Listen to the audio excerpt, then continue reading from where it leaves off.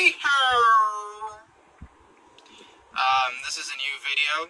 Again, yes, I am driving. Busy days.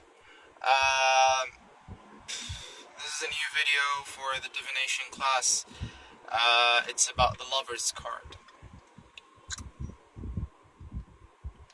So, the Lovers is about... yesterday we talked about the Hierophant and the bond between the Emperor and the Empress. The Lovers seems to me as the stage of exteriorization of that emotion. Let's talk about the interjection first, and then we talk about the exteriorization. Most of the time, the Lovers is about the marriage of opposites. Feminine and masculine, water and fire, earth and air, the conjunction between elements to create a new breed of element. And like having a bit of fire and a bit of water, a bit of that, a bit of this, a bit of that. Within that Lover's card, we learn about self-love. Of course, the Lover's card is in Gemini, and that that symbolism and whatnot. As I told you, I don't really dwell on that kind of symbolism. Now, on a concept of self-love. Of course, the New Age has shat on self-love by making it so ridiculous. You gotta love yourself more, you gotta hug yourself. They turn the concept of self-love from being understanding of yourself to being fake to yourself. Self, as I said before, is a tool that gets developed along the path of your existence.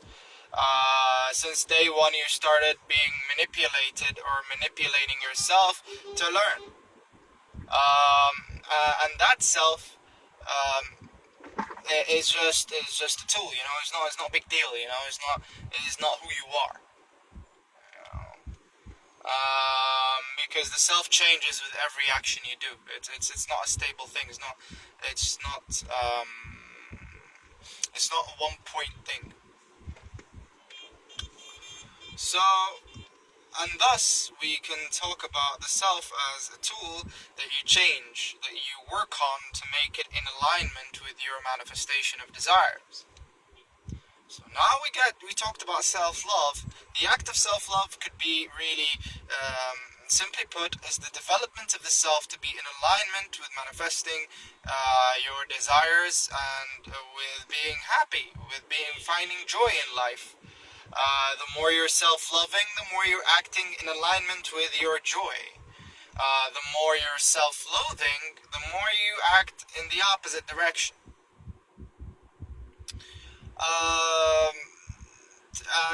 And we can see how this occurs when we're dealing with the concept of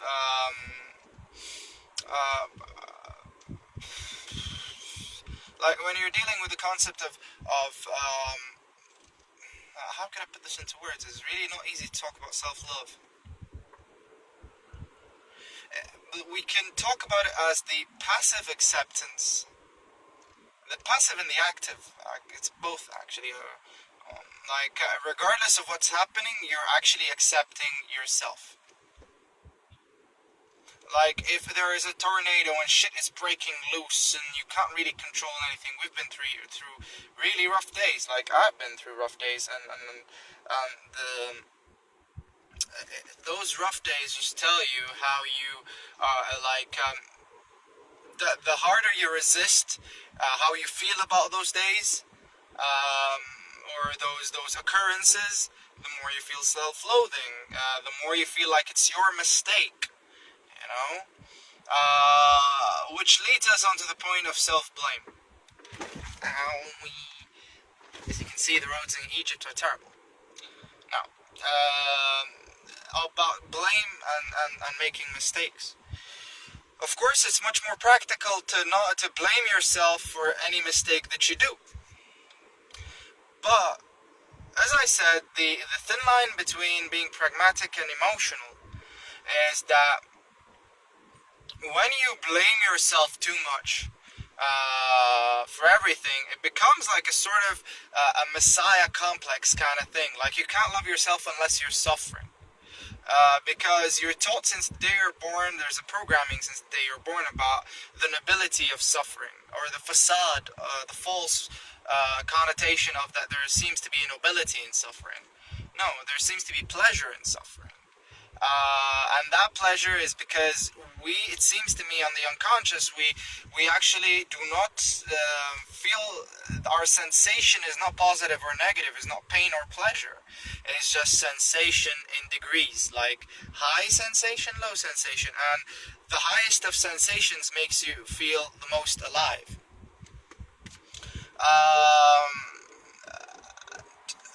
That's for that, you know. As for the concept, there's another thing that we would work on is the lovers as sex. Now, I want you to do an exercise. This one is a bit more fun than the others because it involves sex. Next time you're masturbating, when you think of a man or a woman, or you think of anyone, you know, just focus on the energy within you, or we all have like we all imagine sometimes a cord of energy from our root to our crown, you know. Just make sure that you are putting all those thoughts into that cord. You know, whenever you get a scene, just force it into that cord. Until you ejaculate. This act of this, I won't, of course, as I always do since the beginning of these videos, I don't tell you the product of this exercise. I want you to figure it out for yourself and write down in your diaries how you felt afterwards, and how that helped or didn't help, you know. And what have you been doing? Have you been doing it right? Have you been doing it wrong? And all that stuff.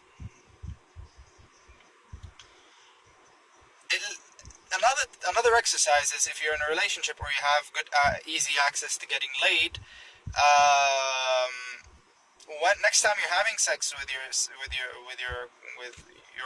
whoever, whenever you feel a form of self-doubt, like is she having fun? Is she enjoying it? Did she come yet? All those questions. Try to answer yourself with those two answers. So what? And it seems. Even if the suggestion says you're not really good at what you're doing, the answer is so what? She's not enjoying it. It seems. The point is, it's just like really putting your thoughts back in shape. Like, okay, so it's just a thought. Who gives a fuck? I'm enjoying it at the end of the day. You know, this might sound selfish, but at the end of the day, actually, when you do that, when you're actually focused on your own pleasure, instead of just like being too afraid to come early or all that bullshit, you kind of develop a sense of you're actually enjoying this. You're not scared to feel the other person. You're not scared to feel yourself inside the other person. Okay? Now, we talked about that. Another thing, we talked about the exteriorization and the introjection. I want you to think about this. When you feel a crush on a girl or a guy, regardless what your preferences are, it's up to you really. I want you to ask yourself, what does this person resemble to me? What does he have, or what does she have, that I want to have? And what do I want to develop in myself by me loving that person? Because at the end of the day, it seems to me loving the other is about absorbing something from them, and they absorbing something from you. in the sense that it's a mutual supporting thing. You support them to do something, and they support you to do something else. You know. So that's that, guys. Now let's look at the symbolism of the card. Tricky as I am driving. Shit.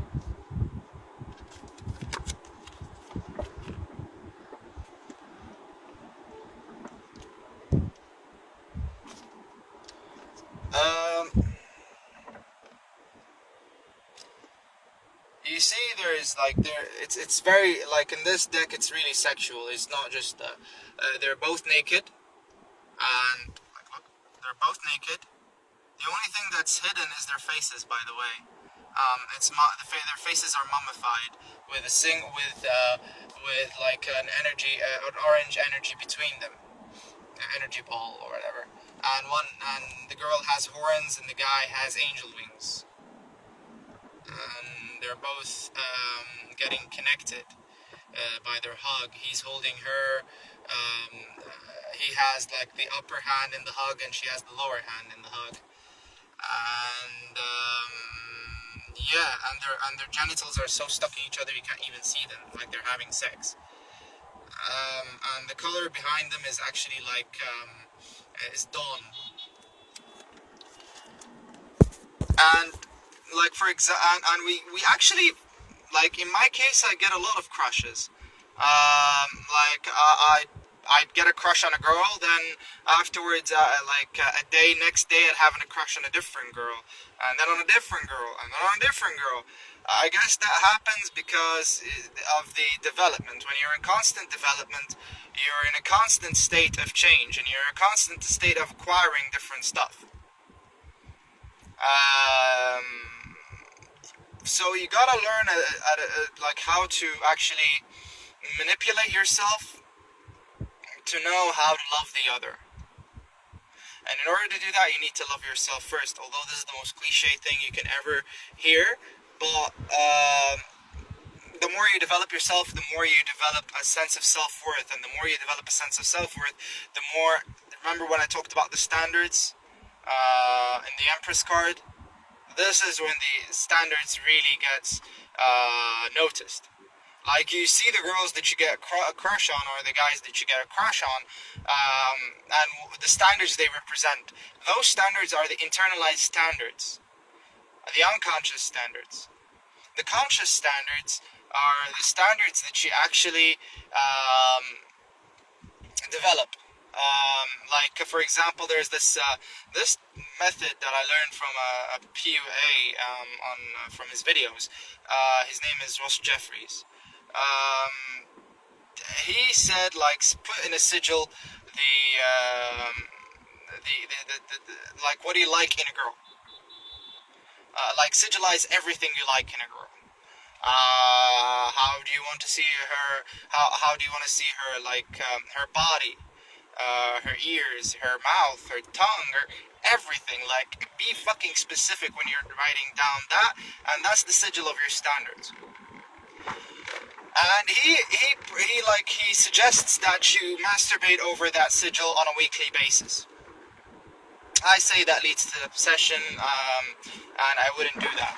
But it's good to have it for your green magic and purple magic experiments or rituals, to actually, like, attract, to actually align yourself with what you want, and to align your inner feminine aspect and your inner masculine aspect with the standards that you want to attract.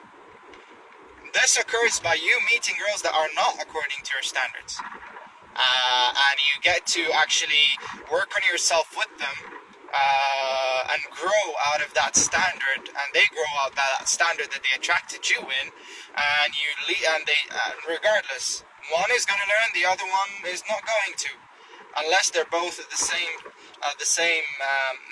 level, and they're going to learn together, and they're going to leave each other when they have learned, you know.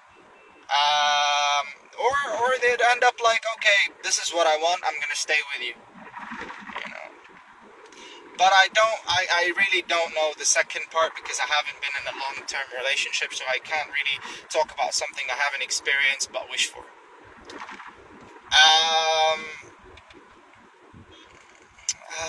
That's about it, I guess. Meet you on the next video. Oh yes, a homework.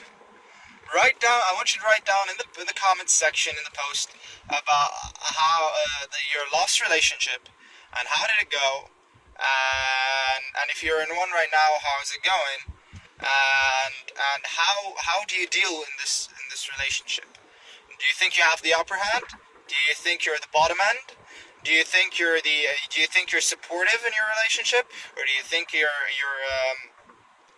just write down how you feel about your current relationship or your previous relationship. And if you're single, write down what you're doing to better your emotional state. And let's evolve together.